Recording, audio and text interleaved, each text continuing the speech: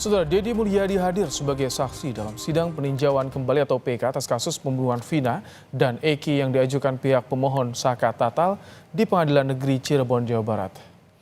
Dalam keterangannya, Deddy menyampaikan keterangan berdasarkan wawancaranya dengan sejumlah pihak, termasuk Saka Tatal. Berdasarkan wawancara di channel YouTube-nya, Saka menceritakan pada Deddy jika pada 27 Agustus 2016 dirinya berada di rumah neneknya.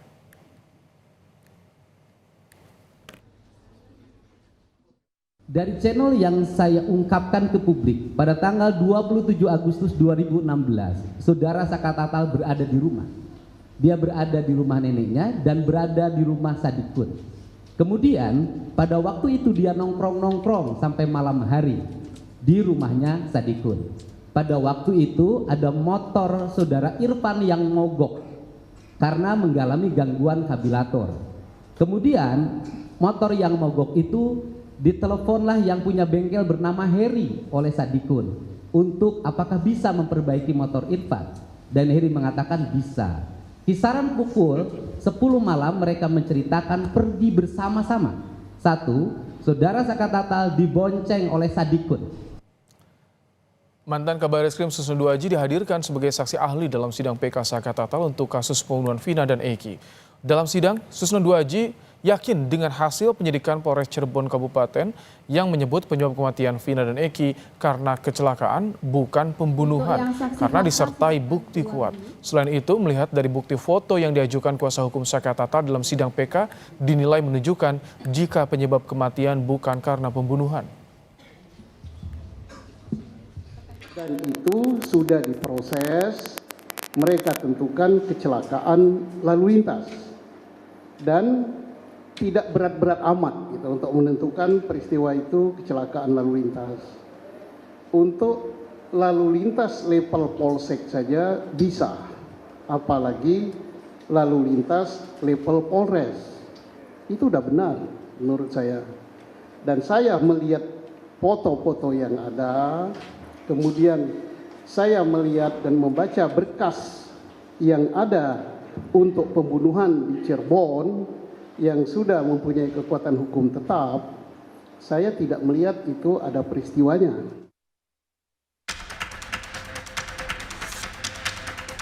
Luka-lukanya yang saya lihat seperti ada hal-hal atau mungkin perbuatan-perbuatan lain, sehingga hati saya terketuk sebagai orang tua untuk mencari penyebabnya.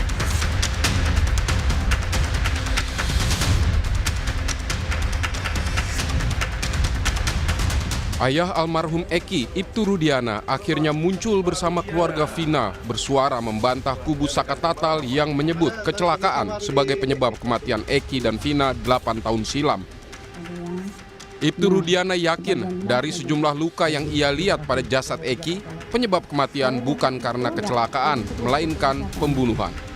Atau dianiaya? Itu dianiaya, Bang. Saya lihat langsung dari mulai luka di dahi yang ke dalam biru itu seperti kena pukulan. Ya. Untuk kata Bang tadi, kalau kecelakaan itu ada baret, Bang, untuk baret, Bang. Ya. Ada. Jadi ada seperti kena benda tumpul. Ya. Kaki kanan itu patah pergelangan. Apanya? Pergelangan kaki belah kanan patah. Senada dengan ayah Eki, keluarga Vina melalui kuasa hukumnya Hotman Paris juga meyakini jika penyebab kematian Vina 8 tahun silam karena pembunuhan, bukan kecelakaan. Itulah foto dari almarhum Vina sama Eki, di mana disebutkan karena tidak ada luka-luka, artinya mulus gitu loh. Ya, oleh mereka menganggap itu adalah merupakan bukti korban kecelakaan. Itu salah total. Justru kalau korban kecelakaan harusnya, ya, kalau sampai meninggal keseret jalanan, ketimpa pasti kan harus hancur dong kulitnya ini. Sementara teman dekat Vina, Widi, mengatakan sempat mendapat informasi dari polisi di hari tewasnya Vina dan Eki yang menyebutkan keduanya terlibat kecelakaan. Vina itu dibunuh atau kecelakaan sebenarnya? Kecelakaan tunggal. Kecelakaan tunggal? Ya, saya dari Polsek Talun ingin mengabarkan kalau Ananda Vina sama Eki kecelakaan tunggal di jembatan flyover Talun. Yang perempuannya dibawa ke rumah sakit Gunung Jati, yang laki-lakinya meninggal di tempat. Dalam sidang PK Saka Tatal di kasus Vina hari ini, sejumlah saksi ahli yang meringankan Saka Tatal dihadirkan kuasa hukum. Salah satunya mantan Kabareskrim Komjen Susno Duaji yang menduga penyebab kematian Vina dan Eki karena kecelakaan, bukan pembunuhan. Tim Liputan Kompas TV.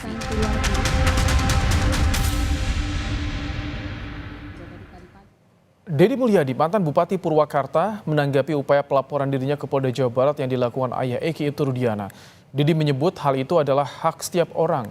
Deddy bilang siap untuk menjalani pemeriksaan demi mengungkap kebenaran. Deddy Mulyadi juga meminta agar Aep segera diperiksa Mabes Polri dan dikonfrontasi bersama Dede Riswanto. Sebelumnya Rudiana melaporkan Deddy Mulyadi, Dede, dan Liga Akbar ke Polda Jawa Barat atas dugaan pencemaran nama baik dan penyebaran berita bohong. Warga negara yang harus kita hormati. Dia siap menghadapi laporan itu, Pak? Ya kalau dilaporkan ya harus dihadapi masalah risih. Ya setiap warga negara berhak. Ya nggak apa-apa. Nah, kalau prinsip dasar saya itu yang paling utama adalah mencari kebenaran dari seluruh proses ini. Mencari kebenaran aja. Ayah Eki Ibtu Rudiana dan keluarga Vina percaya jika kematian Vina dan Eki akibat pembunuhan bukan kecelakaan. Salah satu yang meyakinkan keluarga ialah sejumlah luka yang berada pada jasad Vina dan Eki bukan akibat kecelakaan tapi pembunuhan. Lantas, apakah sejumlah bukti baru yang diajukan dalam sidang PK Saka Tatal ini bisa cukup kuat membuktikan penyebab kematian Vina dan Eki bukan pembunuhan melainkan kecelakaan? Kita bahas, saudara, dengan sejumlah narasumber. Ada kuasa hukum Ibtu Rudiana, Mardi Masani, dan juga ada mantan Kabareskrim, Komjen Purnawirawan Arief Sulistianto. Selamat petang, Bang Mardiman, Pak Arief. Selamat petang. Baik. Yang pertama saya ingin ke Pak Arief. Pak Arief, dengan banyaknya muncul argumen baru yang diajukan di sidang PK Saka Tatal soal penyebab kematian akibat kecelakaan. Sementara di lain sisi keluarga korban ini yakin akibat pembunuhan. Anda melihat dari kejanggalan yang ada, narasi-narasi yang ada, indikasinya mengarah kemana menurut Anda nih? Apa penyebab kematian Eki dan Vina menurut Anda, bacaan Anda Pak Arief? Ya, untuk menjawab ini, saya tidak bisa berasumsi berandai-andai. Dasar untuk menyebutkan penyebab kematian itu adalah visum et repertum. Di mana kedua korban ini sudah dilakukan visum et repertum dengan bongkar mayat, dan sesuai ini saya bacakan ya, visum et repertum nomor 76 Romawi 9 2016, Dokpol tanggal 13 September 2016, perihal hasil pembongkaran makam pemeriksaan mayat atas nama Vina. Penyebab kematian adalah trauma tumpul pada kepala yang ditandai patah tulang atap tengkorak dan tulang rahang bawah. Trauma tumpul pada paha kanan dan tungkai bawah kanan yang ditandai luka terbuka pada tungkai bawah kanan. Patah tulang paha kanan dan patah tulang kering yang dapat mengakibatkan perdarahan yang secara bersama-sama maupun masing-masing dapat mengakibatkan kematian. Luka-luka lainnya ada beberapa luka. Kemudian pada Eki trauma tumpul pada kepala berupa patah tulang atap tengkorak bagian depan dan belakang, patah tulang dasar tengkorak, patah tulang rahang atas, patah tulang rahang bawah yang dapat menyebabkan kematian. Nah, dari fakta hukum ini, karena sudah dituangkan dalam visum et repertum dan dijelaskan oleh ahli yang melakukan otopsi, maka ini adalah sebuah fakta hukum yang harusnya dijadikan dasar oleh penyidik. Dari luka-luka yang disebutkan dalam visum itu tadi, ada luka tumpul. Luka tumpulnya karena benturan atau karena dipukul. Oke. Dalam proses persidangan, ini kan sudah tentunya sudah dilakukan pemeriksaan, lakukan konfirmasi dan lain sebagainya. Sehingga berjalan proses dari proses penyidikan, proses pemeriksaan di kejaksaan penuntutan sampai dengan proses di sidang pengadilan yang secara terbuka. Akhirnya ada keputusan hakim yang mengatakan ini. Kalau ternyata sekarang ada pertanyaan, ada keraguan dan lain sebagainya, maka ini sebenarnya harus dikaji kembali, bukan hanya dari proses penyidikannya saja. Karena kita akan mengenal diferensiasi fungsional. Oke. Penyidikan, penuntutan, dan peradilan yang masing-masing dipisahkan supaya tujuannya adalah melakukan check and balances. Sehingga ketika penyidikan ini nggak benar, ya Pak Jaksa jangan diteruskan dong. Pak Hakim harus bisa menemukan dong dalam sidang yang terbuka itu. Sehingga tidak akan terjadi proses peradilan yang menimbulkan gaduh seperti ini. Oke, nanti apa syarat yang harus terpenuhi, harus bisa dipenuhi untuk dilakukan eksaminasi ulang di proses hukum ini? Tapi sebelumnya ke Bang Mardiman. Bang Mardiman, saya ingin kembali yang bertemu dengan keluarga Vina. Sebelum tadi membahas soal keyakinan bahwa ini pembunuhan. Hasil pertemuan dengan keluarga Vina apa sih Bang Mardiman? Sebenarnya kemarin itu lebih kepada silaturahmi. Karena selama ini kan terframing di media, ada juga kita baca di beberapa berita bahwa seolah-olah kubunya Vina dengan kubunya Eki ini jalan sendiri-sendiri gitu loh Mas. Jadi kita juga sebagai kuasa hukum tentunya tidak akan membiarkan ini terjadi. Jangan sampai ini kan kedua adik kita ini jadi korban ya. Sehingga kemarin kami berinisiatif untuk ya kita ketemulah jadi ketemu keluarga kemarin sebenarnya, bukan jumpa pers, bukan ketemu antar lawyer, substansinya itu ketemu antara keluarga Vina dan keluarga Eki, itu intinya Mas. Tapi mengapa baru kemarin? Karena keluarga Vina kabarnya kan sudah menunggu kemunculan keterangan dari Ibtu Rudiana ini sudah sejak lama nih Bang Mardiman. Ya, Ibtu Rudiana ini kan Mas, dia masih terikat dengan berbagai aturan, karena biar bagaimanapun beliau seorang personil Polri aktif. Tapi kalau bertemu dengan keluarga Vina, kalau dalam hal silaturahmi, apakah dilarang juga atau bagaimana? Oh enggak lah, tidak ada larangan. Cuma kemarin kan Pak Rudiana juga lagi sibuk untuk ketika kemarin kasus ini sempat mencuat, Pak Rudiana juga masih aktif sebagai seorang Kapolsek. Tentunya dia harus pintar-pintar membagi waktu antara kedinasan. Nah, sementara ketika dia mau memutuskan untuk bertemu kan, baik keluarga Vina kan juga sudah ada lawyernya, keluarga itu juga ada lawyernya. Tentunya rambu-rambunya pun mereka perlu ngomong ke kami juga. Jadi memang birokrasinya agak panjang gitu. Hanya untuk bertemu. Ya. Karena perlu sampai ini 8 tahun ya menunggu bagaimana komunikasi silaturahmi. Tapi kemarin hasil ketika enggak begitu Mas. Gimana? Yang tidak terpantau media mereka sering ketemu juga. Sebelumnya? Iya. Oke. Ya, bahkan sebelum Vina 7 hari itu. Tapi katanya kata kakak Vina, Marliana enggak. Sampai dia bilang ke media juga ditunggu kehadirannya gitu.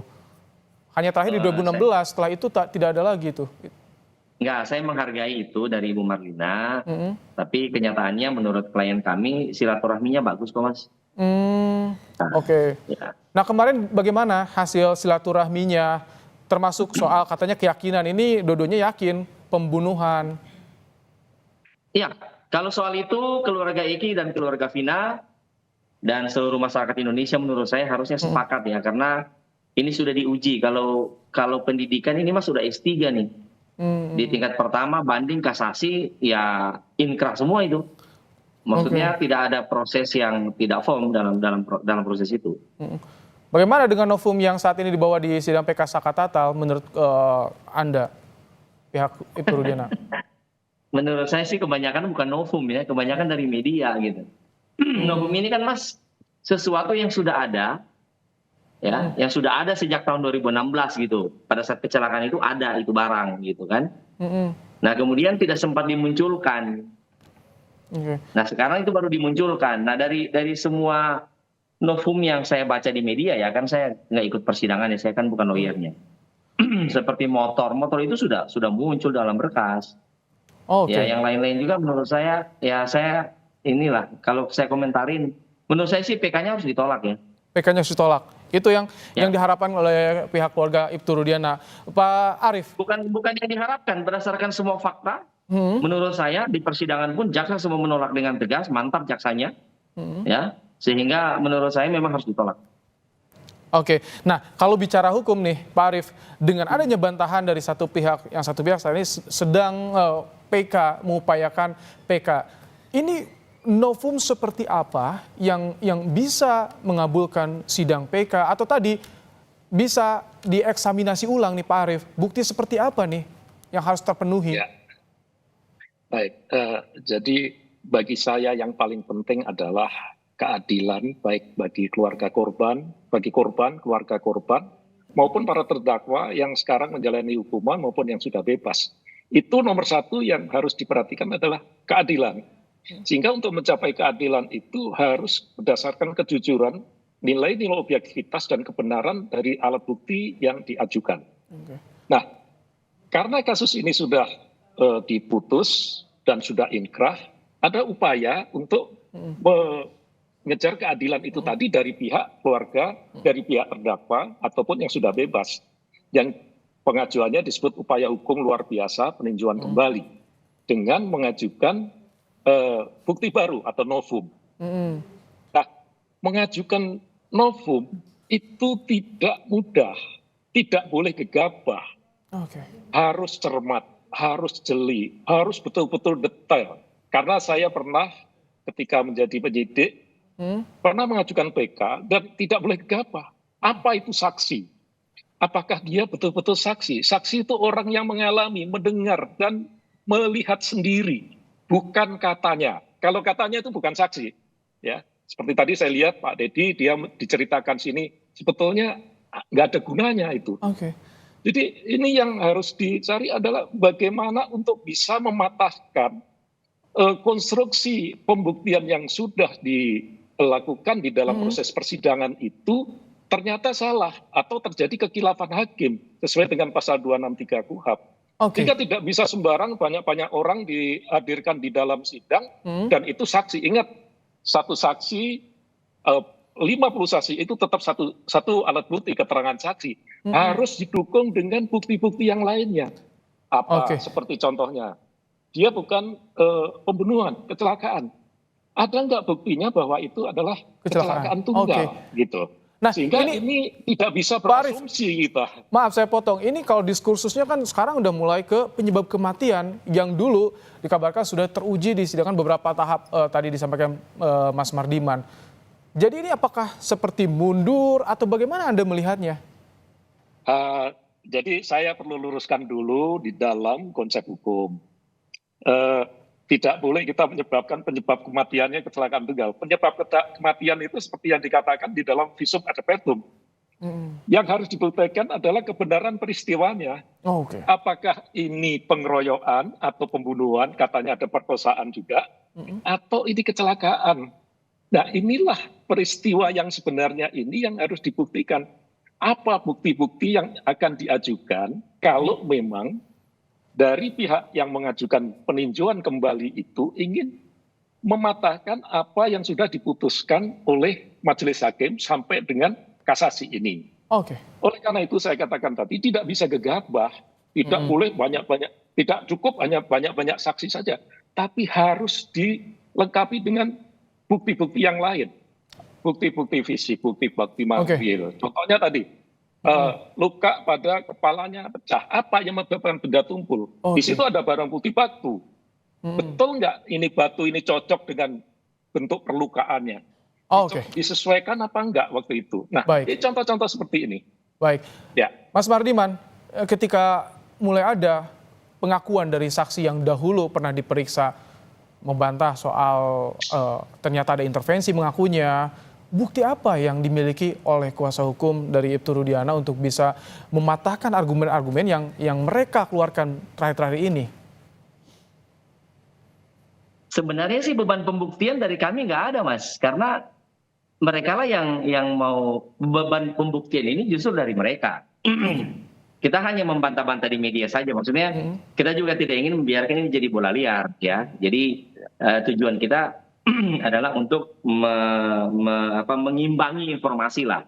Kalau kita sendiri kan nggak mungkin, Mas, karena kita sudah diwakili oleh jaksa. Korban itu kan dalam terminologi pidana diwakili oleh negara. Jadi negara lah yang berbicara untuk dan atas nama Vina. Makanya kemarin mewakili kita itu jaksa, kan gitu. Yang mewakili proses penyidikan adalah polisi, hakim yang memutuskan. Jadi ketika melihat ada saksi, tapi kalau saya lihat ya, Mas, terus terang. Iya, ketika saya lihat terus terang ya, dari saya ikuti di persidangannya itu novum mereka ya lemah semua lah menurut saya. Termasuk tadi saksi yang dihadirkan. Menurut Anda? Enggak, saya tidak melihat kualitasnya. Jadi kualitas kesaksiannya dalam kapasitas apa? Penyebab kematian kan tadi Pak Jenderal Arief bilang ya sudah selesai, ada 2 kali visum. Gitu. Baik. Saya ingin terakhir singkat ke Pak Arief.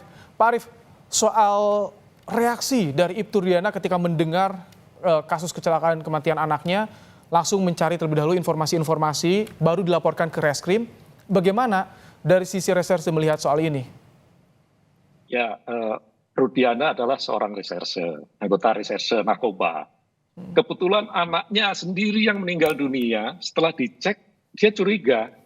Kemudian dia mengumpulkan teman-temannya untuk mencari informasi. Dapatlah dia informasi dan dikumpulkan orang-orang yang dicurigai itu. Betul, Jenderal, betul. Ini melakukan penangkapan kan. Betul. Tapi kemudian dia melakukan interogasi. Dari interogasi yang dilakukan ini, dia mendapat satu hipotesis atau menduga bahwa ini bukan kecelakaan tunggal. Ini jadi secara prosedur? Ya, ini secara prosedur dia melakukan penyidikan sendiri, padahal ini bukan tugasnya. Tetapi dia sebagai orang tua, dia rasa kok cuma begini gitu. Sehingga itu diserahkan secara prosedural. Kemudian dia setelah mendapat informasi itu diserahkanlah kepada unit reskrim. Yang melakukan penyidikan selanjutnya adalah unit reskrim. Nah, selanjutnya penyidikannya dan lain sebagainya seterusnya itu oleh Polresta. Sebagai orang tua yang tadi digarisbawahinya. Terima kasih. Terima kasih, Jenderal. Baik, Komisaris Jenderal Purnawirawan Arief Sulistianto, mantan Kabar Reskrim, dan juga Mas Mardiman Sane, kuasa hukum Ibtu Rudiana, telah berbagi pandangan dalam program Kompas Petang sore hari ini. Terima kasih, Bapak-Bapak.